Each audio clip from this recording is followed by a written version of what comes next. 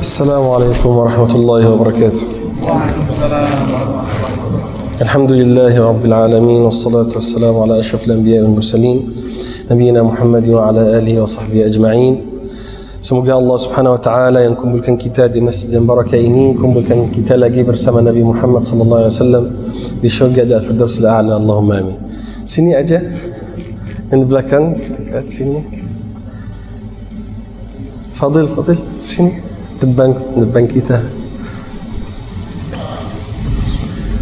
Kita sudah mulai alhamdulillah kisah Nabi Musa kemarin, dan ada yang minta lanjut dulu kisah Nabi Musa, tidak tunggu lama. Karena itu kita lanjut kisah Nabi Musa, karena memang kisah Nabi Musa sangat enak. Kisah Nabi Musa luar biasa dan banyak manfaat dan faedah dalam kisah Nabi Musa. Kita sudah mulai kisah Nabi Musa ketika Fir'aun bunuh semua anak-anak lelaki dan tinggalkan perempuan. Kemudian dia tinggal bunuh anak lelaki 1 tahun dan tinggalkan 1 tahun. Harun dilahirkan di tahun atau lahir di tahun yang tidak dibunuh. Kemudian Musa di tahun yang dibunuh. Ibu Musa letak Musa di kotak, kemudian letak kotak itu dalam sungai. Kalau dia mau menyusui, ambil dia, kemudian sudah dia letak dia lagi. Ada satu kali kotak itu jalan dalam sungai sampai istana Fir'aun. Tentara Fir'aun ambil Musa, dia tolak semua. Istri Fir'aun bilang ini qurratu ainin li wa lak, seperti manfaat untuk kita, buat kita bahagia. Fir'aun bilang sudah, untuk kamu saja, saya tak mau, biar dia untuk kamu. Terus panggil semua perempuan di istana untuk menyusui Musa. Musa tolak semua perempuan. Lapar, nangis, tapi tolak semua payudara perempuan yang di istana. Keluar di pasar, cari perempuan untuk menyusui anak ini anak Fir'aun, dan nanti kalau ada yang bisa datang ke istana Fir'aun. Karena itu semua perempuan datang mengharapkan kalau boleh menyusui anak ini, nanti dia pergi istana Fir'aun, nanti ada uang banyak. Tapi Musa tetap tolak semua perempuan yang coba menyusuinya. Ini kesempatan kita sampai di sini kemarin. Kakak Musa masih ikut Musa. Ibu Musa suruh kakaknya, pergi ikut adik kamu, lihat dia akan sampai mana, apa akan jadi untuk dia. Pergi, dia lihat dia masuk istana Fir'aun, kemudian tentara Fir'aun, karyawan Fir'aun, bekerja Fir'aun bawa Musa untuk cari orang untuk menyusuinya. Dia ikut juga. Dia lihat Musa tolak semua perempuan, sampai orang yang kerja sama Fir'aun itu bilang, kita buat apa? Baru kakak Musa pergi untuk Amerika. Dia bilang, apakah kalian mau saya tunjuk siapa yang menyusui anak ini? Mereka bilang, kenapa? Kenapa kamu pasti perempuan itu bisa menyusui anak ini? Dia bilang, karena dia ibu saya. Perempuan itu ibu saya. Dan dia mengharapkan apa yang di sisi Fir'aun. Maksudnya dia mau dapat rida Fir'aun, mau ambil uang dari Fir'aun, mau rida Fir'aun. Dia tipu kan? Dia tidak mau uang apa-apa, dia mau adiknya untuk ibunya. Tapi dia bilang, karena ibu saya suka mau rida Fir'aun, mau dapat uang seperti itu. Tapi di sini ada satu pertanyaan. Bagaimana ibu Musa ada susu? Mungkin mereka tanya, bagaimana ibu kamu ada susu? Mungkin mereka tahu bahawa anak ini anaknya. Bagaimana? Solusinya apa? Sekarang kakak Musa bilang, saya tahu siapa yang bisa menyusuinya. Ya, kalau mereka tanya, bagaimana ibu kamu ada susu? Pasti mereka tahu kalau ini anaknya. Bagaimana jawaban kalau ditanya seperti ini? Kita coba fikir ya. Otak ini untuk fikir, bukan untuk kerja saja, untuk lihat bola, untuk lihat drama, ya kadang-kadang kita fikir, apa? Kan dia punya kakak Harun. Punya kakak Harun. Kalau dia tanya bagaimana ya, saya punya kakak, punya adik umurnya 1 tahun lebih, masih minum susu, kan? Kita fikir ya. Terus mereka bawa Musa ke ibu Musa. Mereka tidak tahu kalau ini ibunya. Ibu Musa angkat anaknya, dia tahan, tidak ngomong anak saya apa, dia ambil aja, dan terus Musa minum susu dari ibunya. Subhanallah, ini mukjizah. Lihat bagaimana Allah Subhanahu wa taala uruskan urusan kita padahal kita tidak tahu. Ya, kadang-kadang kita coba kalau ibu Musa maut, Al-Hasan Al-Basri berkata apa? Kalau Allah Subhanahu wa taala kasih orang pena ini sama kertas, sama buku, dan bilang, silahkan tulis apa takdir kamu yang kamu mau. Saya mau umur saya berapa, nikah siapa, dapat anak apa, seperti ini.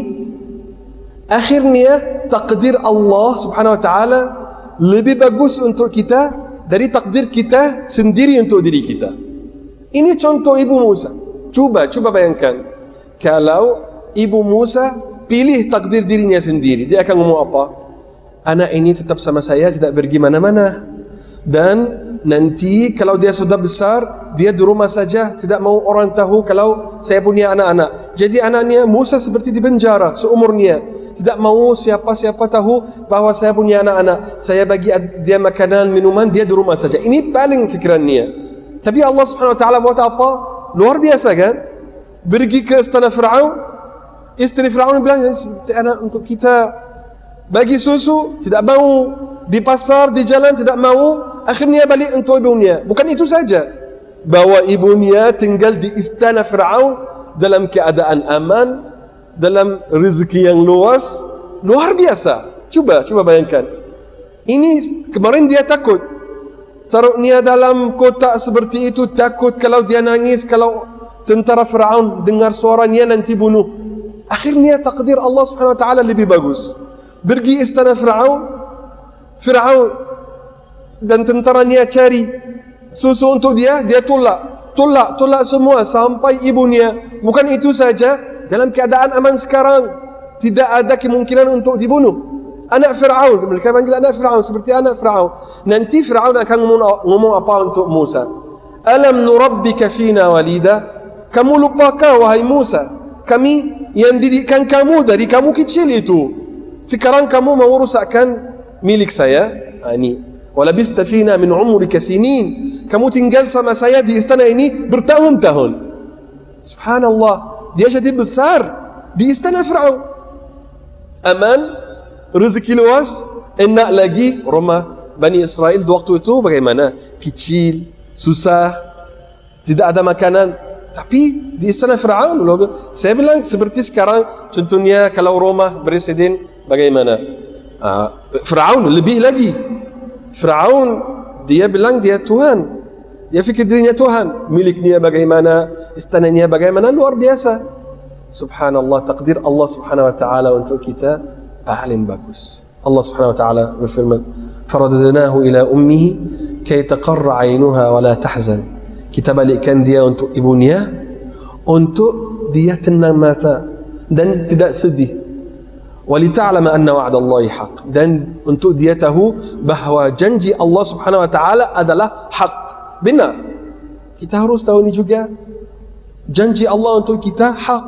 Ketika Allah Subhanahu wa taala berfirman, wa iz ta'azzana rabbukum, Tuhanmu janjimu, la in syakartum la azidannakum, kalau kamu syukur, membaca alhamdulillah dan syukur kepada Allah, la azidannakum, saya akan tambah rezekimu, akan tambah nikmat untuk kamu.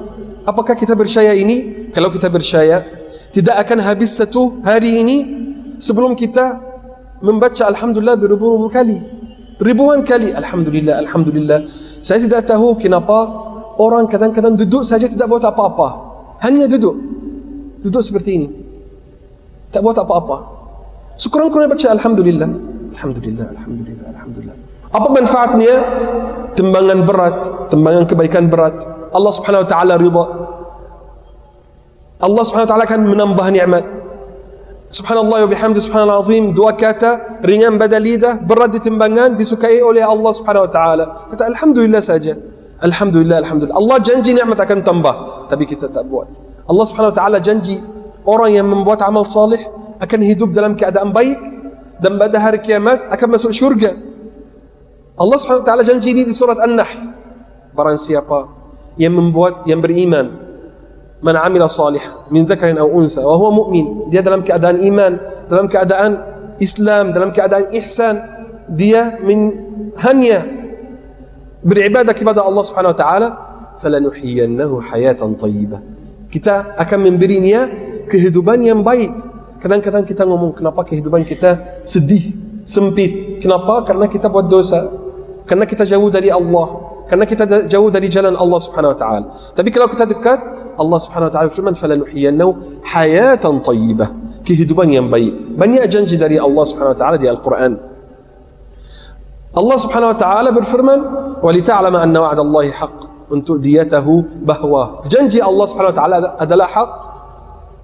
Walita'lama anna wa'dallahi haqq walakinna aktsarahum la ya'lamun, tetapi banyak manusia tidak tahu ini, bahawa wa'd Allah Subhanahu Wa Taala, bahawa janji Allah adalah hak.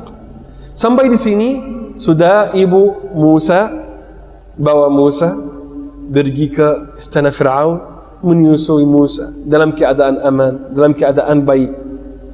Sampai Musa jadi besar, sudah jadi besar. Allah Subhanahu Wa Taala berfirman, "Walamma balagha ashuddahu wastawa." Setelah dia sudah besar, wastawa, sudah penuh hikmah, penuh ilmu, penuh iman, baik sangat. Atainahu hukman wa ilma, kami memberinya hukman wa ilma, hikmah dan ilmu. Wa kadzalika najzil muhsinin, dan seperti ini kita memberi kepada orang-orang yang muhsin yang menyembah kepada Allah Subhanahu Wa Taala seperti dia lihat Allah. Tetapi kalau dia tidak lihat Allah, bahawa Allah Subhanahu Wa Taala yang melihat kita. Maksudnya dia setiap saat ingat bahawa Allah Subhanahu Wa Taala melihatnya. Wa kadzalika najzil muhsinin. Sudah besar, Musa sangat kuat. Musa alaihissalam, kalau kita baca di buku-buku sirah, tinggi sekali, kuat sekali. Allah Subhanahu Wa Taala memberi Musa kuat, hitam sedikit, bukan putih, mirip hitam, kuat. Kita cuba bagaimana Nabi Musa alaihissalam, badannya kuat. Kita nanti lihat bagaimana kuat Musa itu. Ada sesuatu jadi untuk tunjuk bagaimana kita, bukan sesuatu banyak, sesuatu akan tunjuk bagaimana Nabi Musa itu sangat kuat. Walamma balagha ashuddahu wastawa atainahu hukman wa ilma wa kadzalika najzil muhsinin. Sudah kuat, sudah besar, ada ilmu, ada hikmah. Kemudian ada sesuatu jadi. Karena itu kita selalu mendoa, Allahumma ya mughayyir al-ahwal, atau ya muhawwil al-ahwal, atau ya mubaddil al-ahwal, حول أحوالنا أو غير أحوالنا إلى أحسن حال. اللهم يا محول الأحوال أو يا مبدل الأحوال حول أحوالنا إلى أحسن الحال. يا الله yang membolak balik hal-hal, buat hal kita paling bagus, dari keadaan yang bagus ke lebih bagus lagi, atau yang buruk ke lebih bagus, bukan dari hal yang bagus untuk yang buruk. Ada sesuatu jadi buat semua kehidupan Musa berubah. Sekarang Musa hidup dalam keadaan aman, walaupun dia sudah besar, walaupun Fir'aun tahu dia dari Bani Israel, tapi masih sama keluarganya hidup biasa. Tapi tetap Fir'aun buat jelik kepada Bani Israel. Fir'aun masih buat jelik kepada Bani Israel, bunuh mereka, pukul mereka, mereka kerja yang susah saja. Kemudian Musa jalan di tengah hari. Tengah hari biasa di waktu itu tidak banyak manusia, tidak banyak orang di jalan. Dia di jalan jumpa dua orang bergaduh, dua orang berantem. Siapa? salah satu dari kaum Musa. Hada min syi'atihi, yani salah satu dari Bani Israel, dari kaum Musa. Wa hada min aduwih, dan salah satu dari kaum Fir'aun. Mereka bergaduh. Fastaghathahu alladhi min syi'atihi ala alladhi min aduwih. Yang dari keluarga Musa, dari kaum Musa, minta tolong dari Musa. Ya Musa, lihat orang ini pukul saya, dia lebih kuat, dia pukul saya, minta tolong saya tolak dia. Musa alaihissalam pergi untuk orang yang dari kaum Fir'aun. Buat apa Musa? Pukul dia aja seperti ini, itu saja. Tapi orang dari kaum Fir'aun itu mati. Ya Allah, musibah besar. Coba bayangkan kalau anda bergaduh sama orang di jalan, kemudian tolak dia aja seperti ini, dia meninggal. Musibah besar. Kan hanya musibah, bunuh orang, ini bunuh orang. Nanti boleh saya tolak dia aja seperti ini, ya tolak, kamu bunuh dia. Musibah itu. Musa tidak buat apa-apa, pukul aja seperti ini, dia tidak sengaja. Tapi ini tunjuk bagaimana Musa alaihissalam sangat kuat. Pukul aja, orang itu dibunuh, mati. Fawakazahu Musa faqadha alaih. Musa lihat ini musibah besar. Qala Rabbi inni zalamtu nafsi. Ya Allah, saya menzalimi diri saya. Saya tidak sengaja untuk bunuh orang. Saya hanya mau tolak dia jauh dari orang yang dari kaum saya. Tapi dia dibunuh ya Allah. Fawakazahu Musa faqadha alaih. Qala hadha min amal syaitan. Ini dari amal syaitan. Syaitan yang buat seperti ini, buat saya buat seperti ini. Innahu aduun, dia musuh. Mudillum, buat orang sesat.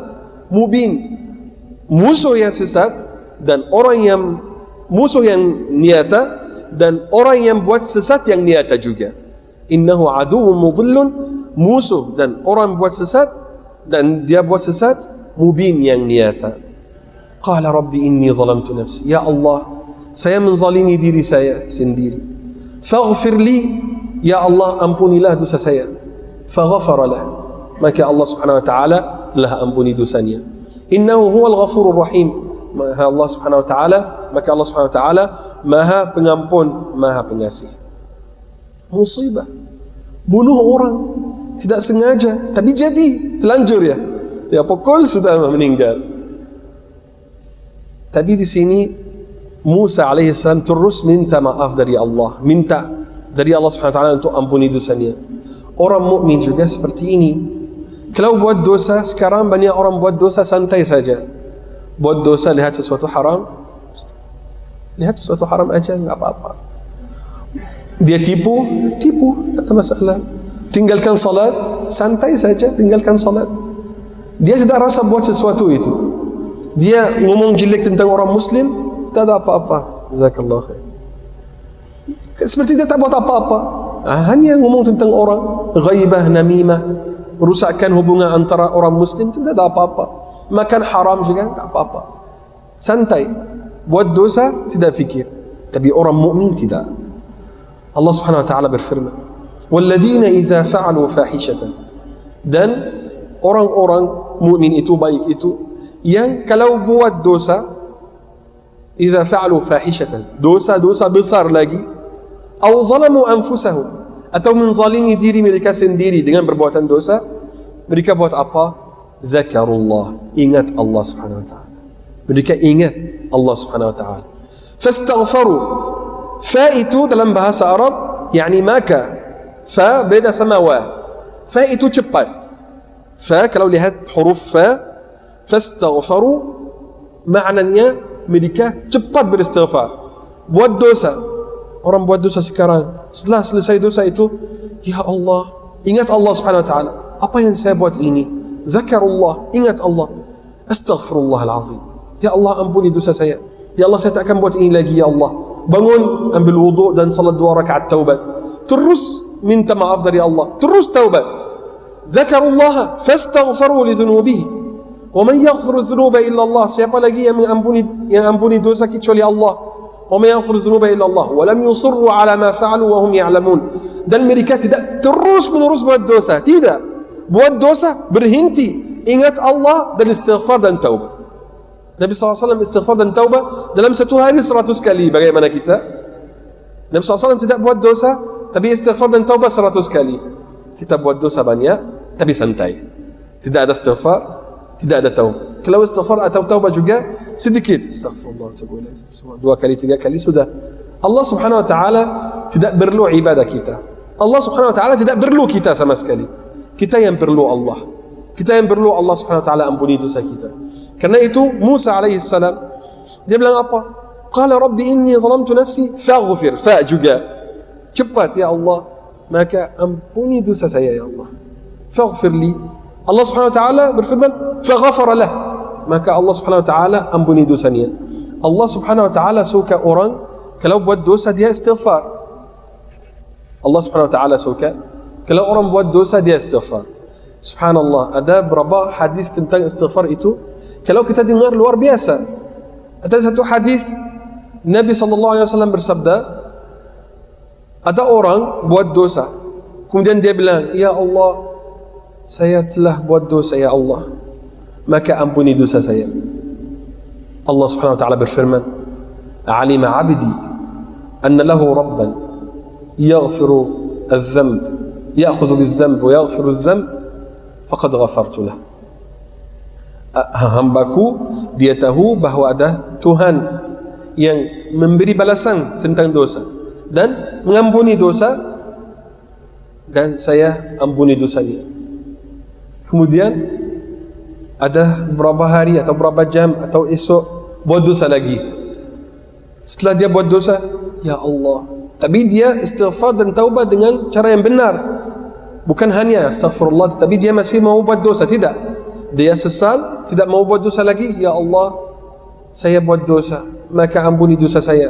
Allah Subhanahu wa taala berfirman, hambaku telah tahu bahawa dia punya Tuhan, ada Tuhan yang memberi balasan tentang dosa dan mengampuni dosa, dan saya ampuni dosanya.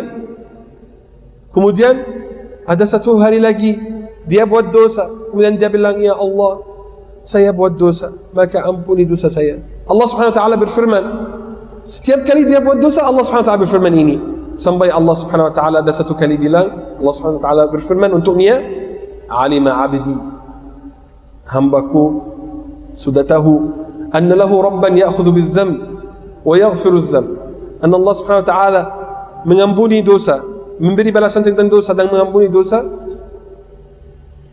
Falyaf'al 'abdi ma syaa, maka hambaku silahkan buat apa yang kamu mau. Maknanya apa? Maknanya kalau dia buat dosa akan istighfar dan taubah, ya silahkan. Kalau kamu buat dosa, ya jangan buat dosa. Tapi kalau buat dosa, istighfar, ya saya ampun dosa kamu. Lihat bagaimana Allah Subhanahu wa taala. Ada satu hadis lagi, tapi waktu tidak cukup untuk kita ngomong tentang semua hadis yang taubat. Tapi yang kita harus tahu, Allah Subhanahu wa taala bahagia kalau kita minta dari Allah untuk ampuni dosa kita dan taubat. Musa alaihi salam minta dari Allah Subhanahu wa taala untuk ampuni dosanya, maka Allah Subhanahu wa taala telah ampuni dosanya. Setelah itu Musa hari yang berikutnya dia bilang, Rabbi bima an'amta alayya, ya Allah, engkau ampuni dosa saya ya Allah, sudah, dari sekarang tidak akan tolong orang zalim sama sekali. Falan akuna zahiran lil mujrimin, orang zalim yang menzalimi manusia, saya tidak akan tolong dia lagi ya Allah. Kemudian hari yang berikutnya terus dia jalan di kota juga, dia keluar hari yang berikutnya, فإذا الذي استنصره بالأمس يستصرخه فأصبح في المدينة خائفا يترقب. أصبح يعني hari yang berikutnya dia jalan juga di jalan takut, dia lihat kanan, lihat kiri, sampai saat ini kaum Fir'aun tidak tahu siapa yang bunuh orang dari kaum mereka. Mereka tidak tahu. Musa diam-diam saja dan orang itu sudah pergi, dan mereka tidak tahu. Yang mereka tahu ada orang dari kaum Fir'aun sudah dibunuh. Ini musibah besar untuk kaum Fir'aun. Siapa yang berani bunuh orang dari kaum saya itu? Mereka dari kemarin cari siapa, mereka tidak tahu. Kemudian hari yang berikutnya dia jalan, jumpa orang dari Bani Israel yang kemarin itu berantem itu. Sama, orang yang sama. Bergaduh sama orang baru dari kaum Fir'aun. La ilaha illallah. Setiap hari bergaduh sama orang dari kaum Fir'aun. Ini maknanya siapa yang jelek? Orang yang dari Bani Israel itu. Dia seperti cari masalah. Kemarin berantem sama orang dari kaum Fir'aun, sudah dibunuh. Hari ini berantem sama orang dari kaum Fir'aun lagi. Apa ini urusan ini? Ada manusia seperti ini, suka masalah. Ada orang seperti ini, setiap hari dia mau cari masalah sama orang. Kadang-kadang suami sama istri. Ada suami tidak istirahat kalau setiap hari dia buat masalah sama istrinya. Ini fakta. Suami setiap hari cari apa-apa dari istrinya untuk buat masalah sama istrinya. Dan yang terbalik juga, setiap hari ada perempuan cari masalah sama suaminya. Tidak tenang kalau suaminya tenang. Setiap hari. Hari ini ada masalah tentang apa-apa. Kemudian esok masalah lagi. Esok masalah lagi. Ya, ada orang sama istrinya setiap hari ada masalah. Setiap hari. Bukan setiap minggu, setiap hari. Ya Allah, bagaimana? Susah kan? Nah, karena itu Nabi SAW ketika suruh orang untuk nikah, dia suruh orang untuk pilih perempuan yang beragama. Tunkahul mar'atu li arba'. Rasulullah SAW bersabda, perempuan dinikah karena 4 perkara. Maksudnya, lelaki waktu mau nikah perempuan itu, dia cari 4 perkara di perempuan. Limaliha, hartanya. Perempuan ada harta. Wali jamaliha, kecantikannya. Dia cari perempuan cantik. Ini memang semua orang mau perempuan yang ada harta, yang ada mukanya cantik, badannya cantik. Kenapa bapak-bapak semua senyum? Benar, saya lihat banyak orang senyum.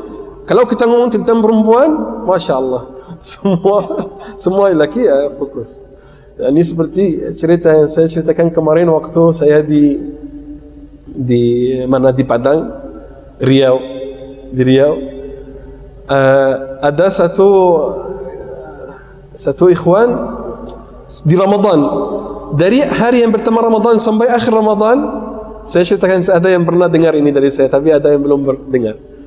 Dari awal Ramadan sampai akhir Ramadan saya ngomong tentang orang bagaimana halnya di dunia kalau dia salih dan kalau dia berdosa.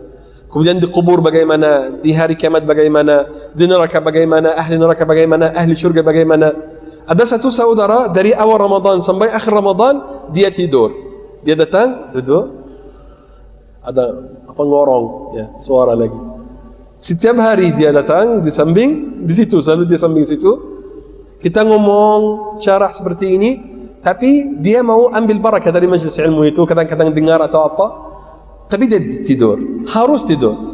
Ya mungkin 5 menit sama kita seperti ini, sudah tidur sampai kajian sudah selesai, baru temannya sudah selesai. Oke, alhamdulillah, hadir majlis ilmu sudah, tapi tidur. Sampai kita ngomong tentang ahli syurga, bagaimana makanan ahli syurga, bagaimana minuman ahli syurga, dia masih tidur. Kita ngomong tentang neraka sebelum ini, masih tidur. Ahli syurga, makanan ahli syurga, minuman masih tidur. Bagaimana ahli syurga bangunan, bagaimana tidur di mana, kasur bagaimana, bantal bagaimana, masih tidur. Sampai ngomong tentang bidadari. Bidadari itu bagaimana? Khimaruha ala ra'siha. Khimar yani krodongnya, jilbabnya.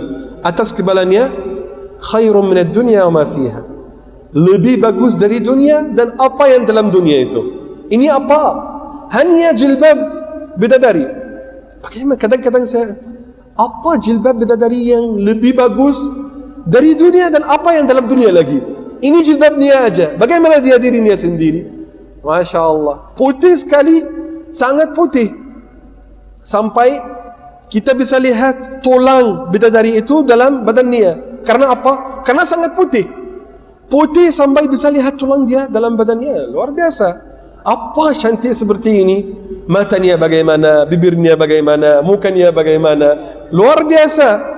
Saya ngomong seperti ini, kemudian saya lihat saudara ini, dia begini. Sudah bangun, matanya besar, fokus. Dan saya bilang, Masya Allah sudah bangun. Lanjutlah Syekh, jangan berhenti. Apalagi tentang bidadari. Saya bilang, rambutnya bagaimana, matanya hitam, dia sangat putih, dia menyanyi untuk suaminya, seperti itu. Dia masih, lanjut. Ya. Sudah, yang saya tahu tentang bidadari sudah selesai.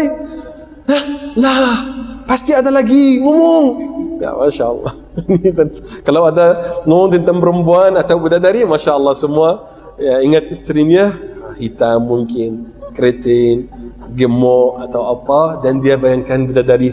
Ya, karena itu kalau kita lihat istri, kalau orang punya istrinya tidak cantik atau kurang cantik, hitam atau apa, buat amal salih. Jangan hidup di dunia sama istri yang tidak cantik dan hari kiamat masuk neraka. Nah, tapi hidup di dunia sama perempuan yang seperti ini, akhirnya masuk surga sama bidadari, sudah enak ya. Kita sampai mana saya lupa. Saya juga lupa.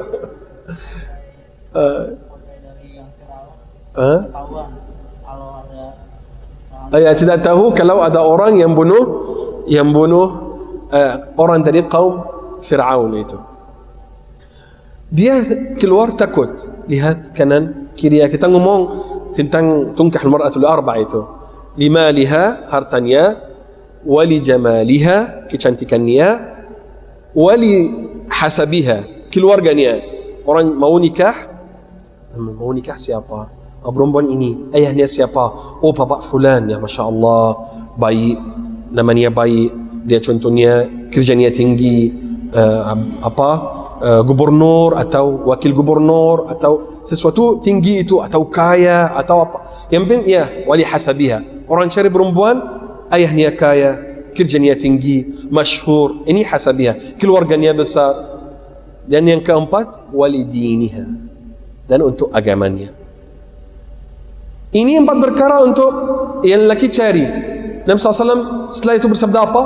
Fadhfar bidzatid din, maka pilihlah yang beragama, bukan yang ada uang, bukan yang cantik, bukan yang keluarganya besar, tapi yang beragama.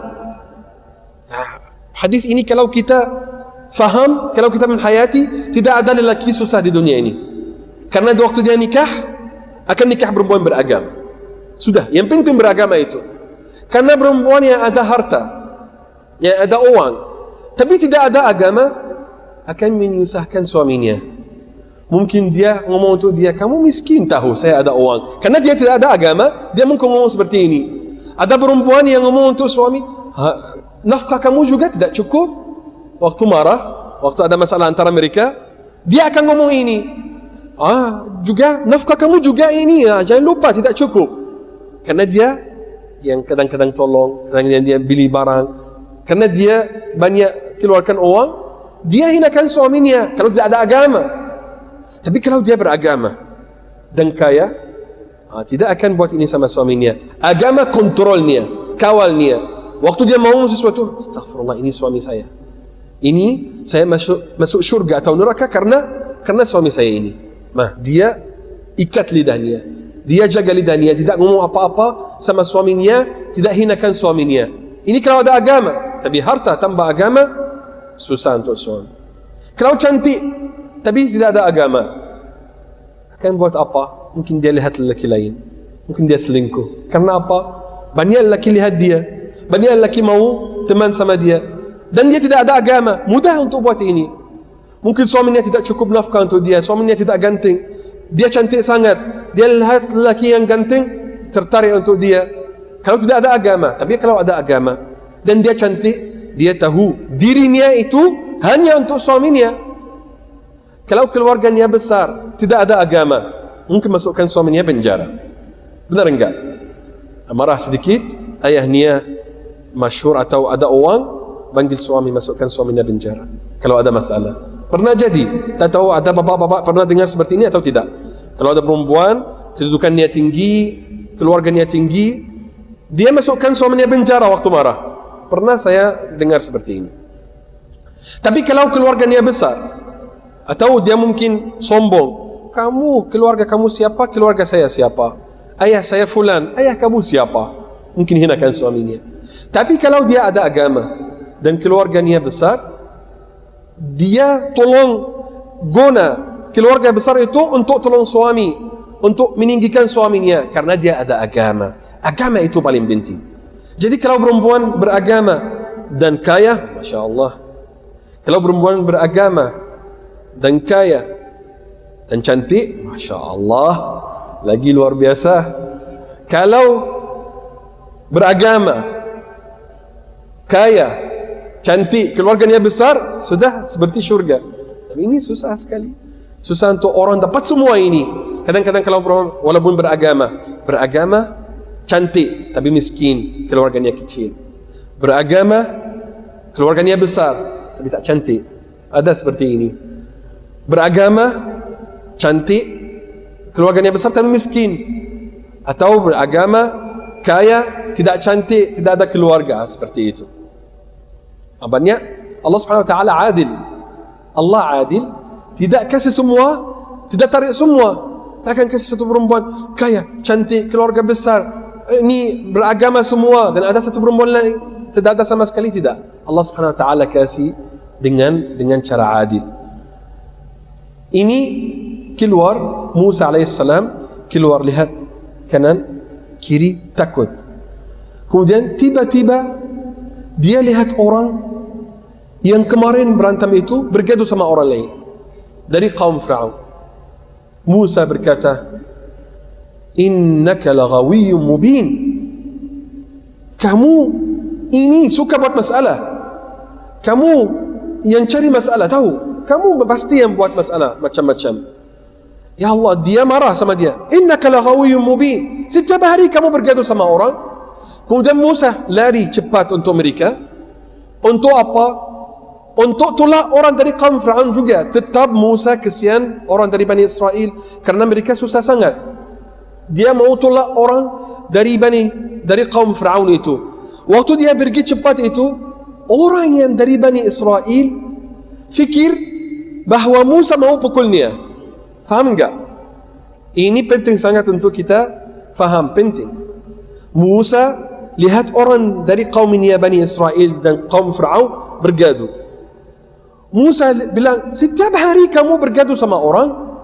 Kemudian dia mau pergi untuk tolak orang yang dari kaum Fir'aun itu. Mau juga membela orang dari Bani Israel. Tapi orang yang dari Bani Israel, ketika Musa marah dan bilang, setiap hari kamu buat masalah, dia pikir bahawa Musa mau pukul dia. Dia mau apa? Kenapa kamu buat ini? Datang cepat, kenapa? Mau bunuh saya seperti kamu bunuh orang kemarin? Ya Allah. Kadang-kadang ada orang di dunia ini kerjanya buat susah untuk orang lain saja. Musa kemarin santai, tidak ada apa-apa, bunuh orang sebab orang ini. Tapi kaum Fir'aun tidak tahu. Hari ini dia mau membelanya juga. Dia ngomong, mau bunuh saya ya, seperti kamu bunuh orang kemarin. Orang dari kaum Fir'aun itu sudah tahu bahawa Musa yang bunuh orang kemarin. Dia sudah tahu. Dan dia sudah pergi beritahu kaum Fir'aun. Dan beritahu Fir'aun, ya Fir'aun, apakah kamu tahu siapa yang bunuh orang dari kaummu kemarin? Musa. Musa yang bunuh. Ya Allah, susah sekali. Tiba-tiba ada orang datang cepat untuk Musa. Ya Musa, keluarlah dari negara Mesir ini. Saya bagi kamu nasihat. Karena Fir'aun dan kaumnya sudah ada agreement antara mereka, sudah ada keputusan untuk bunuh kamu. Kalau mereka jumpa kamu, akan bunuh kamu, hai Musa. Maka cepat keluar dari Mesir. Datang lari. Ini subhanallah orang juga baik. Dia kasih nasihat untuk Musa karena tahu Musa bahawa Musa orang baik. Datang cepat. Dia bilang, wahai Musa, Fir'aun dan kaumnya sudah ada keputusan bahawa mereka akan membunuh kamu. Maka keluarlah dari Mesir. Fakhruj, inni laka minan nasihin. Saya memberi nasihat untuk kamu keluar dari negara ini.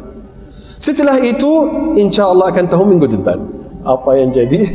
Setelah orang itu ngomong ini untuk Musa, lanjut insyaAllah minggu depan sampai kita selesaikan kisah Nabi Musa. Untuk kita tidak tunggu satu minggu tunggu lama, insyaAllah minggu depan kita insyaAllah kita lanjut lagi kisah Nabi Musa, tahu apa jadi setelah orang datang dan suruh Musa keluar dari Mesir. Musa pergi mana dan buat apa dan apa akan jadi untuk Musa, ini insyaAllah akan tahu minggu depan.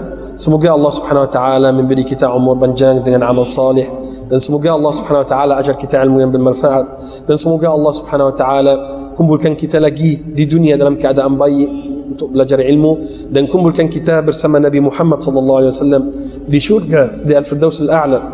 Allahumma amin.